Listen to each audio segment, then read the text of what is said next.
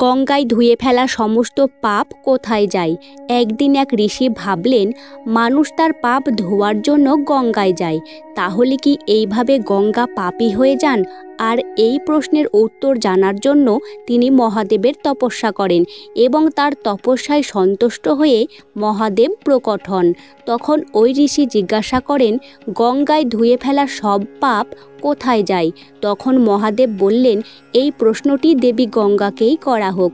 তখন গঙ্গা দেবী বললেন, আমি সমস্ত পাপ নিয়ে সমুদ্রে দিয়ে দিই, তাহলে আমি পাপী কিভাবে হতে পারি? তারপর ওই ঋষির মনে হলো, তবে কি সমুদ্র পাপী? এরপর ওই ঋষি এবং মহাদেব সমুদ্রদেবের কাছে যান। তখন সমুদ্রদেব বললেন, আমি কিভাবে পাপী হতে পারি? আমি তো পাপকে বাষ্প করে তারপর মেঘ বানিয়ে দিই। তারপর এই প্রশ্নটি নিয়ে ঋষি এবং মহাদেব মেঘের কাছে পৌঁছলেন। তখন মেঘ বললেন, আমি পাপী নই, আমি তো আবার সমস্ত পাপকে জলে পরিণত করি এবং বৃষ্টিরূপে পৃথিবীতে পাঠাই, যার ফলে ফসল উৎপন্ন হয় আর সেই খাদ্য মানুষ গ্রহণ করে। তাই বলা হয়, যেমন কর্ম তেমন ফল।